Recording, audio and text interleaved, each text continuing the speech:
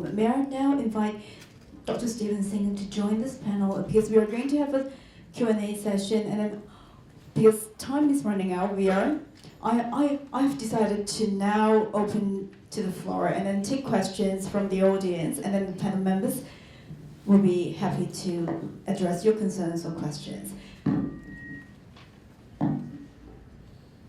First question, the second one over there.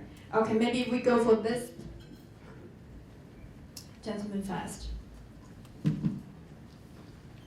I'm Mort Holbrook from the Hong Kong America Center, and I'm from the United States. I'm more particularly from the state of Kentucky. Kentucky is a leading producer of coal in the United States. In the last elections in the United States, politicians of both parties competed to defend the coal industry, and the environmental groups were completely outflanked, and they did so by using the term clean coal. And I'm wondering if you can comment, is that realistically a meaningful way to somehow reduce, fail to produce as much carbon emissions, or is that, so to speak, a smokescreen?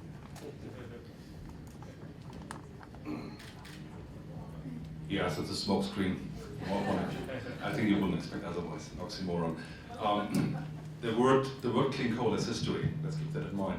The word clean coal was invented in the late 80s, early 80s, to describe the intention and the moves by the industry to curb SO2 and NOx in particular.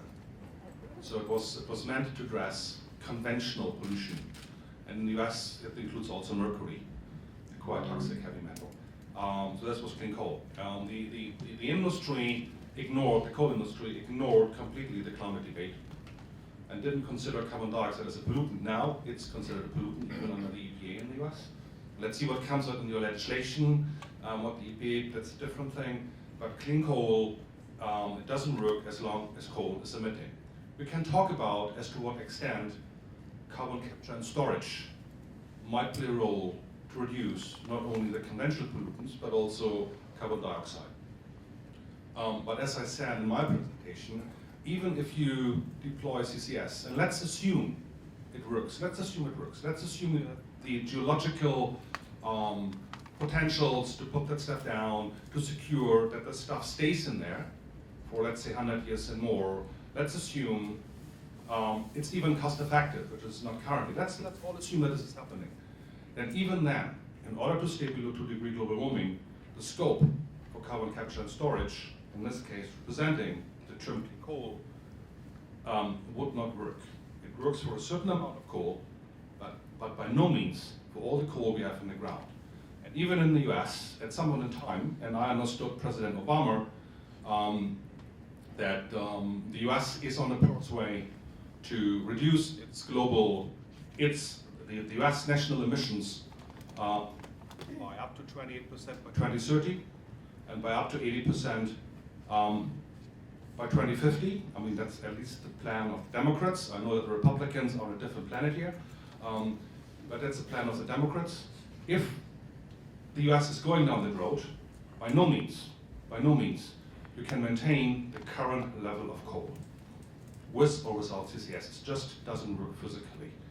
Of course, I can say we don't want to do it, but that's a different debate. Mr. Frank, would you like to add something?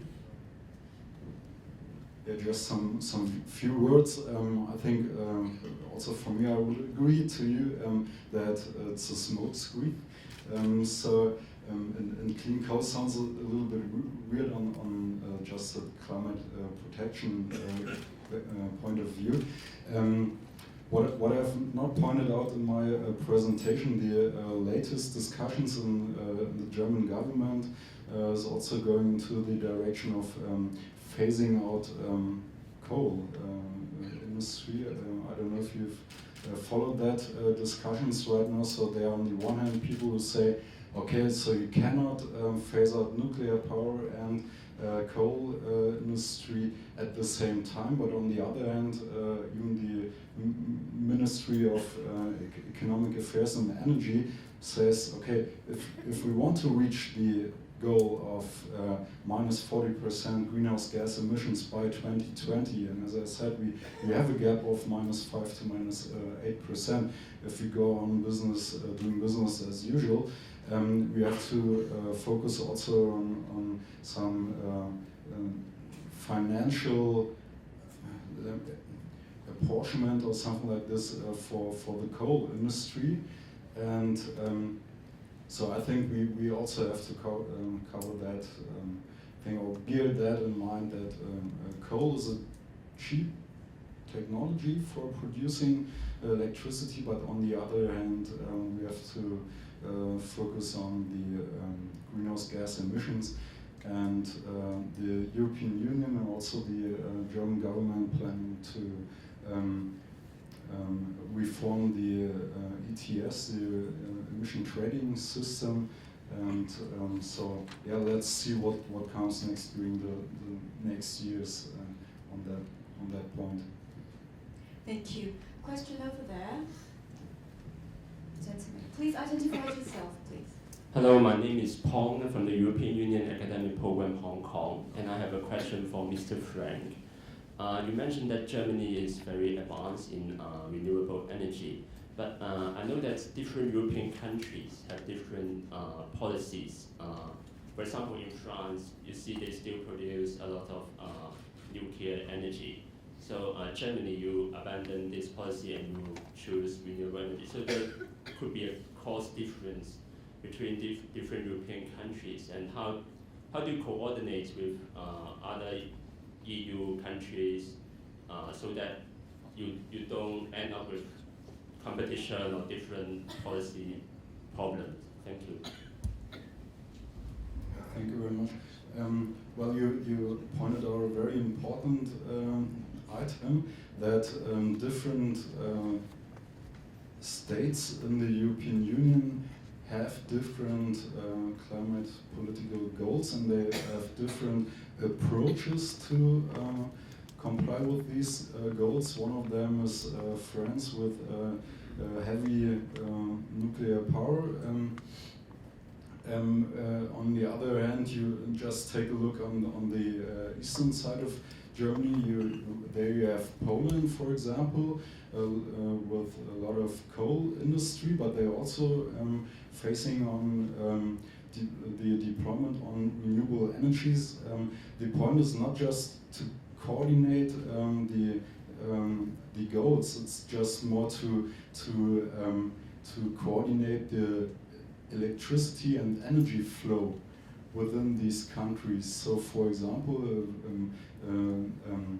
a very nice, warm, sunny Sunday afternoon in Germany, you will have an increasing amount of energy produced by photovoltaics and maybe also wind, and that causes the fact that the spot market price for this amount of energy will go down. It even goes to negative prices, and then what happens is that the transmission and distribution grid operators, they have to limit, and also they have to sell this over the border to Poland, to France, to somewhere else, just in order to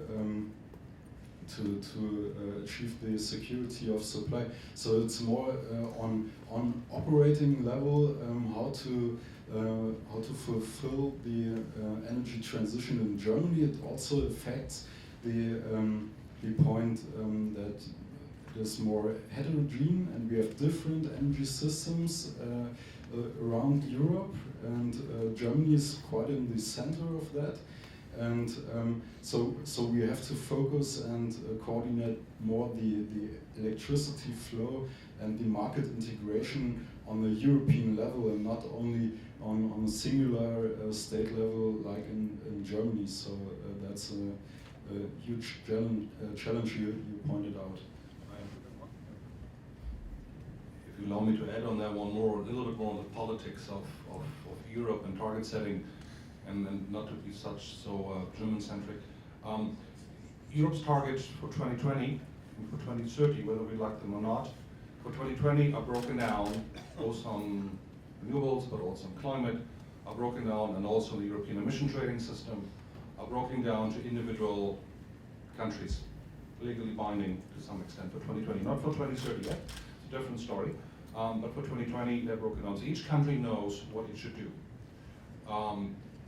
They have to basically report back to the other countries, and the Commission is looking into the compliance and gives, well, there's no Green Army marching in if they don't comply with it, but they give a kind of warning and they give a kind of information, and Poland was mentioned. Poland had to pay a major fine recently because they were not, despite some warnings, they were not on track with their renewable energy commitment, their own target within the overall European target, which was agreed by all countries.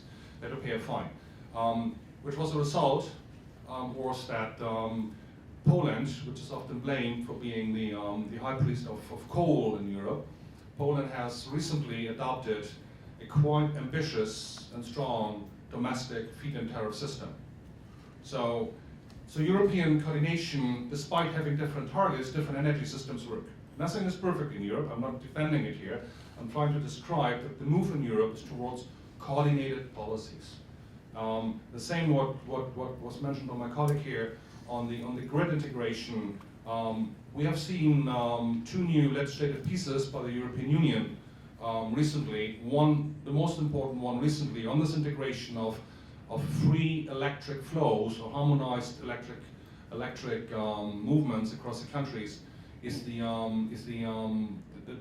decision on projects on common interests.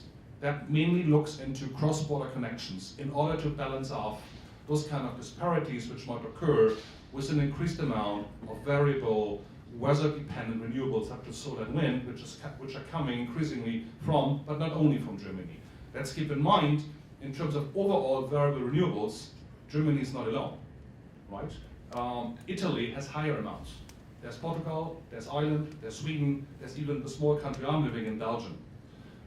Germany is only that important for its Energiewende because it's a huge country. It's the 3rd largest OECD country. I'm not playing it down. I'm just trying to put things in context, right?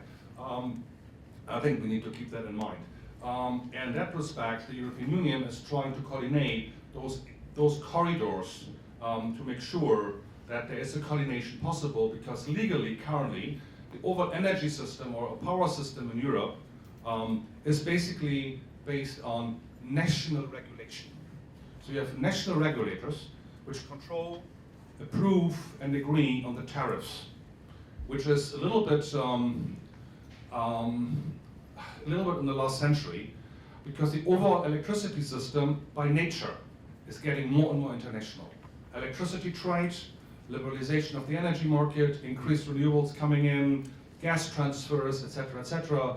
We have international, or let's say at least European-wide coordination on renewables, European-wide coordination on emission trading systems, but we still have national regulation. With international TSOs, system operators, which work in a couple of countries at the same time, but have to deal with different regulators. So in this context, the overall move is towards more pan-European coordination. I'm not talking about the level of ambition. I'm talking about the issue of coordination. And in terms of issues of coordination, I think Europe has done a great move forward in the last years. Of course, we can do more, but in comparison to other regional blocs, I think Europe has done a lot on coordination. And the conflict you mentioned, whether I like nuclear or not in France is a different thing. But overall, the French situation is very well coordinated to some extent with the rest of Europe. There are some bottlenecks, in particular with Spain, with interconnectors, but this is going to be removed in the next couple of years. So we're making good progress here. Okay, and then other question, the lady over there, and then Michael. I'm Mary, I'm a psychologist, so I tend to think of problem from an incentive system. Mr. Singer repeatedly mentioned that the changing investment on renewable energy is due to economic sense and not due to climate change. And I wonder what is the definition of climate change and what people make sense of climate change, because is it just about gradual increase in temperature over years, or in fact the impact of climate change is really already here. This extreme weather is getting more and more frequent, and it does make a lot of economic sense because of disaster cause a lot of human lives and And I wonder whether we could really think about climate change in a bigger sense, and it's really tied in with economics. And I really appreciate, in the German experience, the modeling of really, I wonder whether it's, the underlying driver is a very informed public, and they know that they really have to move on to that direction instead of remain in a coal or old traditional energy generation. Thank you, Mary, for your question. Maybe I'll take Michael's questions as well. That likely will be the last questions for this panel, and then the speakers will address 2 questions at the same time. I'm Michael Edison from City University of Hong Kong. If I may, I have a question for each. The gentleman from WWF, you keep mentioning physical limits on carbon capture and storage, and I'm curious what, and they seem to be quite constraining from what you said about the percentage decrease that they could create. So I'm curious, what are those, and you're saying they're not economic limits, but physical limits. So I'm curious, what is that on the size of the total amount of potential reservoirs or what? So that's one question. For the gentleman from Germany, you have on neighboring, bordering countries to Germany, countries that produce a lot of coal-fired power and a lot of nuclear power. And you said that on sunny days, Germany exports power to those. So presumably on gray days, which there are a lot in Germany, it's importing. So to what extent is Germany currently dependent on imports of nuclear energy from France, Belgium, Switzerland, Czech Republic, and coal from Poland and so forth? Maybe Stephen, would you like to have a go first? Climate change and CCS. Climate change, okay. Let me start with the first one with the lady. Yes, of course, climate change is much more than just the summary of increased temperatures.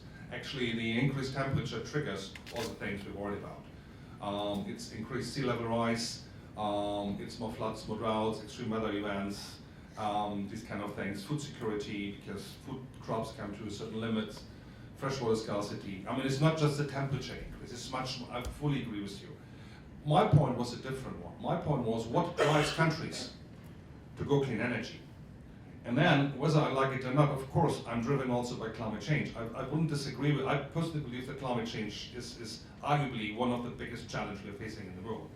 But that doesn't help me if I go to developing countries. If I work with countries, or we work with countries like Uganda, with Kenya, with Malawi, on looking how can we provide and help provide safe, sustainable energy for the poor who have no energy.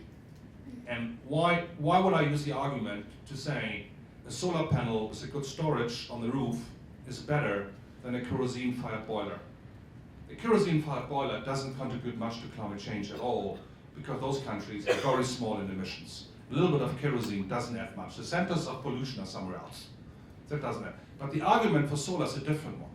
The argument for solar is it gives you a reliable cost over time. It doesn't rely on subsidies. And kerosene is subsidized in most of those countries. There's a dent in the state budget. It doesn't increase indoor pollution, for instance. And these kind of arguments. Another thing is a big thing. We have been working as WWF a lot in South Africa. We've been working on the South African Renewable Energy Target Program, which we contribute to that one, which resulted in what you have seen that South Africa is one of the leaders in investments in solar and wind in terms of GDP. The SARI program, South African Renewable Energy Initiative, was released 2010 at the climate conference in Durban by President Zuma. We've worked on that one. I tell you, my colleagues have been involved in that one. It has 32 pages. You Google the word climate change in the document. You find it on page 29 in the footnote. It's not in there. Not because South Africans are climate skeptics, by no means. They're very active in the convention.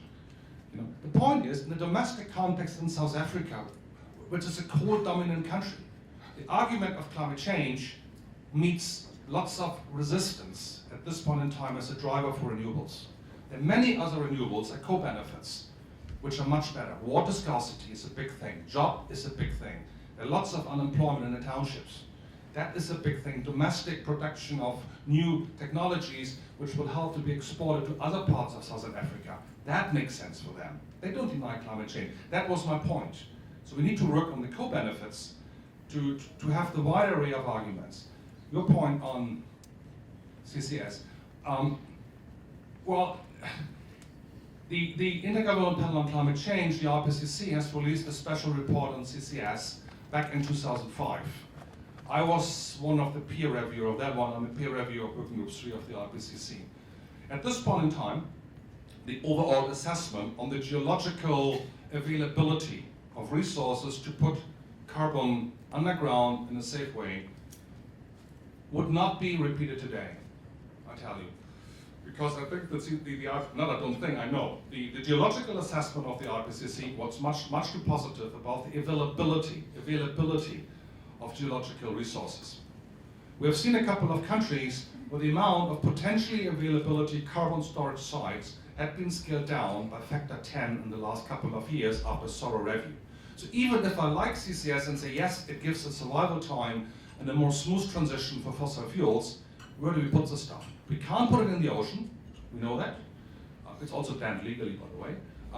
We can't send it into space, simply from there as a physical reason. You don't have that many rockets, and think about the price. And certainly, the amount of cost reductions for CCS had been highly overestimated. It was said in 2005, IEA and others, by 2020, this is 5 years from now, we would have about roughly 100 gigawatt of coal-fired power stations and 50 gigawatt of gas-fired power stations equipped with CCS, simply because of the costs went down. There was a CCS institute being founded by the Canadians, by the Australians. It was a high-level CCS panel in Europe. I was part of that one. It never worked out because of the economics. That doesn't mean we might need it, and that's a kind of bizarre thing. We might need CCS in the end for other purposes, for chemicals, for industry, where there's no alternative. For energy, we have alternatives with renewables. If I'm an investor, and I have to comply in a competitive market with kilowatt-hour price, then I have a choice. I go for offshore wind, or I go for coal with CCS. I would always go for offshore wind.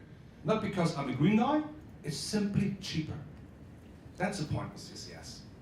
Whether it's doable or not is a different thing. It's a cost which is competitive, and it's the lack of the current availability of identified storage facilities. Thanks, Stephen. And Mr. Frank. Yeah, as you pointed out, Germany absolutely rely on electricity imports from our neighbors to have some kind of security of supply for the energy system.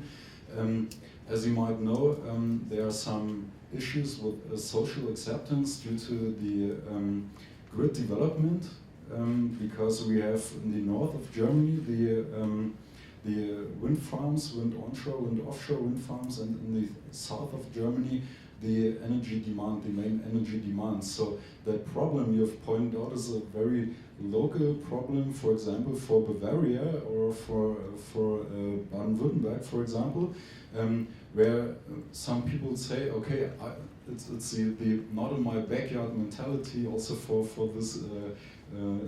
these grid lines, where they said, okay, I don't want to have these grid lines here, but then that means we have to import coal, electricity based on coal production from Poland or wherever, or on the other hand, nuclear power from France.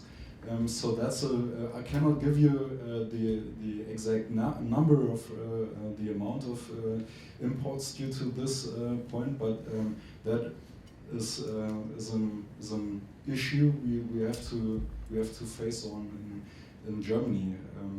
Just another example that also do something with the residual load. We have I've read a report, current report from the German government, where it is said that due to the harmonization of electricity trading between